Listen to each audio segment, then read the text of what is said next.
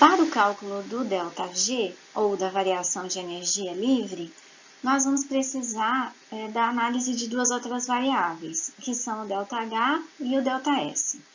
Então, o ΔH é a variação de entalpia, que corresponde ao conteúdo de calor presente num determinado sistema de reação. O ΔH, ele reflete o número e o tipo de ligações que existem entre produtos e reagentes.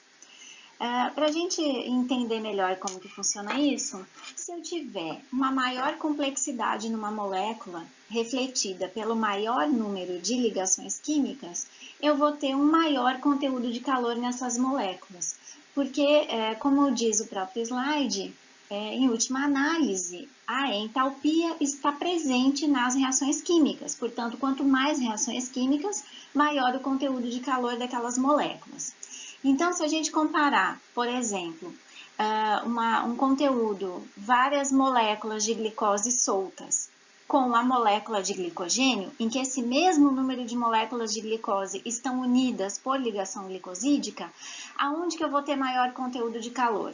Embora o peso de glicose seja o mesmo, eu vou ter maior conteúdo de calor onde há maior complexidade molecular. Então, no caso, no glicogênio, porque eu tenho maior conteúdo de ligações entre as moléculas. Numa reação exotérmica, o que acontece? Eu tenho liberação de calor. O conteúdo térmico dos produtos é menor do que o dos reagentes. Então, vamos dar um exemplo de uma reação exotérmica. Se eu tivesse, por exemplo, o glicogênio lá armazenado no fígado em condições de jejum, sendo liberado como moléculas de glicose livre. Esse é um processo exotérmico. Por outro lado, um processo endotérmico é aquele no qual o sistema necessita captar calor para que ocorra a síntese de moléculas, para que ocorra a ligação, para que ocorra a síntese de ligações. E para isso ocorre a captação de calor, consequentemente eu tenho um delta de entalpia positivo.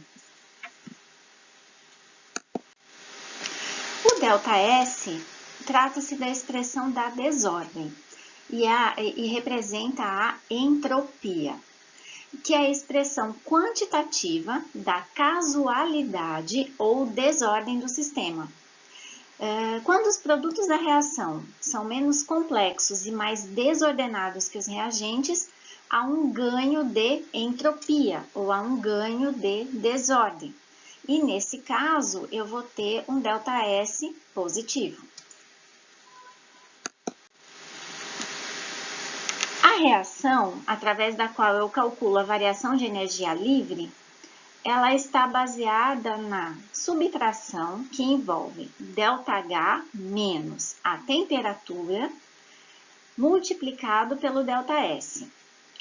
E a variação de energia livre, então, vai ser entalpia menos temperatura multiplicado pela entropia.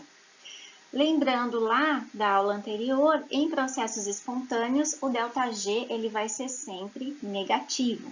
Porque, como o universo tende ao caos, para que o ΔG seja negativo, o meu conteúdo de energia do final tem que ser menor do que o conteúdo de energia no início. Porque lembrem que para fazer o delta, eu sempre estou subtraindo o fim menos o início.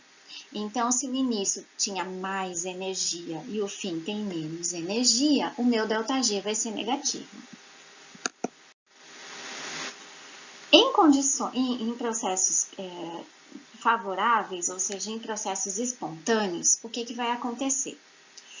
O ΔS possui valor positivo quando a entropia aumenta. Então, quando há ganho de desordem. Esse ΔS positivo, quando multiplicado pelo negativo que está em temperatura, vai me dar um número negativo.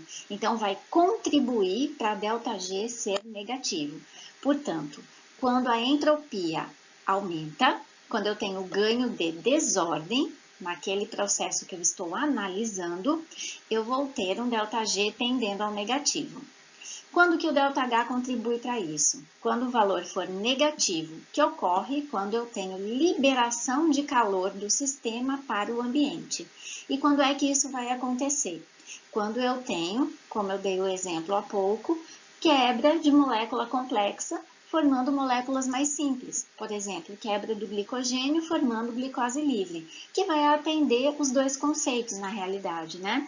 Eu vou ter ganho de entropia e eu vou ter um valor negativo de ΔH, porque eu tenho menos ligações no produto do que no reagente. E ambos tornam o ΔG negativo, o que demonstra que o sistema onde eu tenho o glicogênio formando glicose livre, ele reage espontaneamente. Deixa eu abrir um parênteses aqui.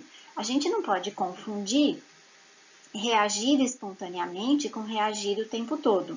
Eu tenho que lembrar que toda reação ela vai ter uma energia de ativação necessária para que ela aconteça. Eu vou ter que cumprir determinados pré-requisitos metabólicos para que isso aconteça.